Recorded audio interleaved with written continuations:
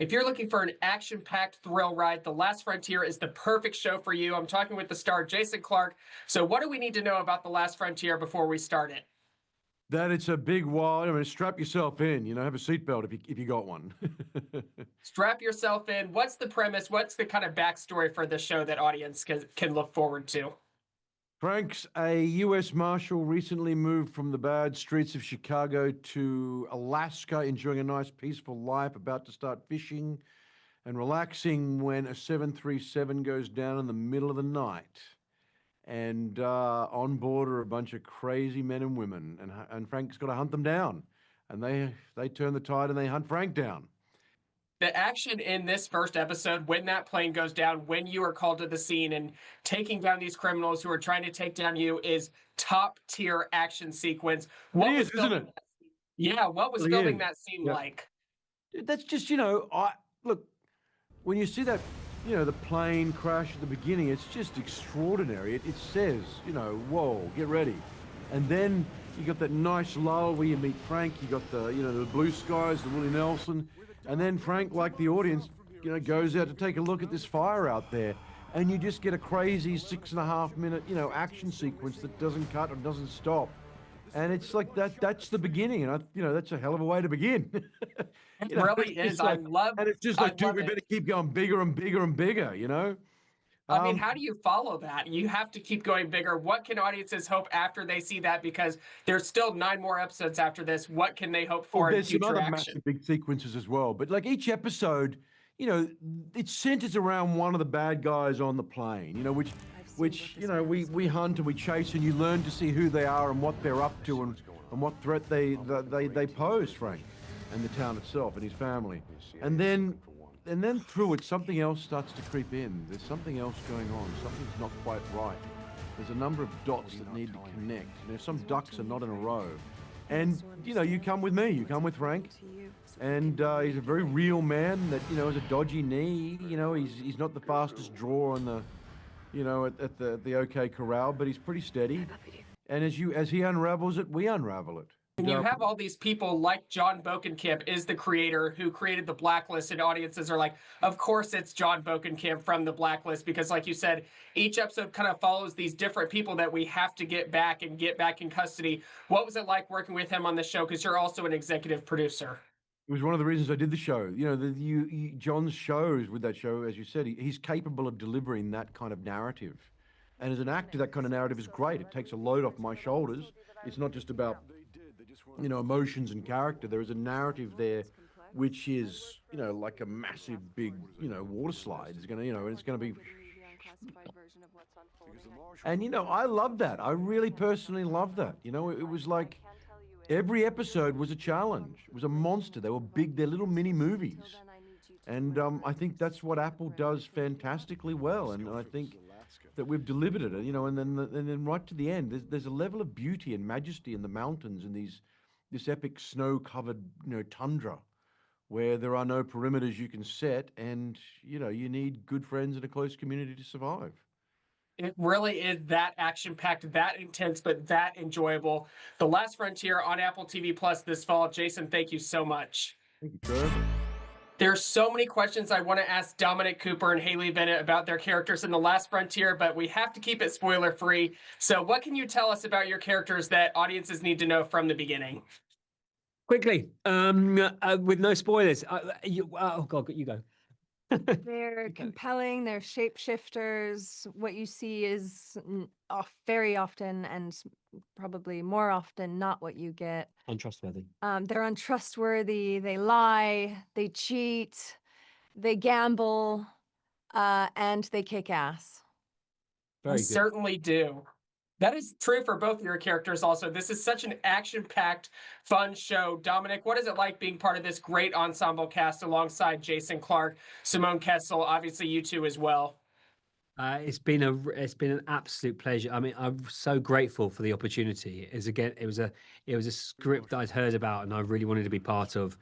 As I've mentioned before, it's very rare that you get a script with such complex characters that have all the nuances of people and life and but being able to play someone who's a mathematician, Navy SEAL, CIA operative who's capable of bringing down things that I can't say, and at the same time having action sequences that are Out of this unlike world. anything I've seen, and I really am grateful for having had the opportunity to do it and working with. The characters have such emotional complexity as well as this, great, the incredible physical aspect. Yeah, and they're flawed. And they're flawed and they're messy. And my character's an alcoholic, and and you are also, in the show, there are private moments where these characters' kind of shame and guilt are revealed. So they, they have a lot of complexities and They're real people. contradictions, and I loved playing Sydney, and I loved working with you. You're amazing, Sydney, as well. Haley, this is your first TV show. You've been in terrific movies like Cyrano, like Swallow, all these great roles, but here you are in a TV show. How do you do you separate the two? Do you work differently when you're in a TV show to expand it over these 10 episodes for your character? Um, yeah, there's just working on a television show, it's just more work. Which is exciting because it's something consistent. I remember sitting across from 10 scripts for this So series. daunting. And this stack of scripts was like 10 inches high. And I just sat there going, be careful what you wish for. And here I was faced with, creating this incredible, dynamic character who's defined more by her secrets than by, than anything, more by her secrets than anything. And it was such an incredible opportunity to work with Jason and Dom and Simone, and the scale of the show is incredible. So for my first television show, I mean, wow, what a dream come true that was. Dominic said these action sequences are unlike anything he's ever seen, mainly because he's blindfolded in that first action sequence, And but he's you'll actually learn more about that. Yeah. Audiences have to watch The Last Frontier on Apple TV Plus starting October 10th. Dominic, Haley, thank you so much. You know Simone Kessel from Yellow Jackets, Obi-Wan Kenobi, these great shows, but she's a part of this super fun show, The Last Frontier. What do we need to know about your character in this show? What do we need to know, or what Yep. do we want to know? Well, I think we need to know that this is a strong woman who has a lot on her plate. She's incredibly vulnerable. She's got a huge backstory. When we meet her, she's had a trauma, a past trauma, and she's kind of wearing that. But she is, I think, the heart of the show. The relationship between her and Frank is the heart. And as chaos ensues, the two of them are very kind of calm. It's the calm before the storm. She really is the heart of the show. Calm before the storm, pun intended, with the snow in the background behind you. But here it is, Jason Clarke, you're uniting with him. Obviously, you guys are friends. Like I was reading the production notes and they didn't know before casting you two.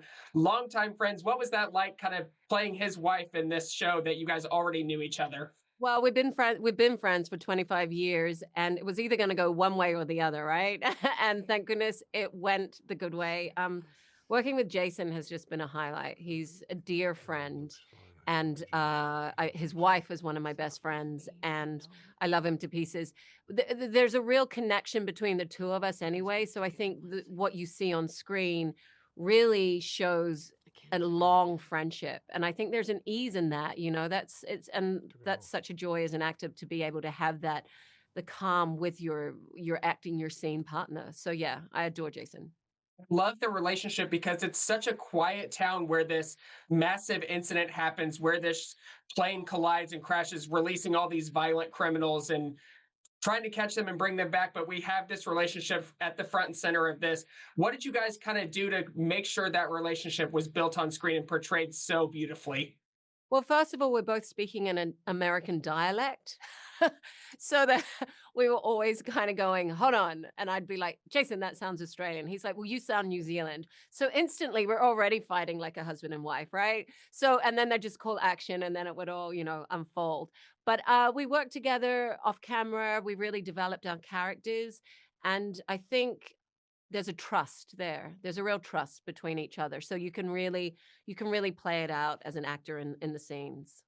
New episodes of The Last Frontier, Fridays on Apple TV Plus. Simone, thank you so much. You know him as the incredible, iconic character in Reservation Dogs, but he is in this action-packed show, The Last Frontier. So Dallas Goldtooth, tell us where your character comes into play in The Last Frontier. Wah, wah, wah, wah. Happy to be here.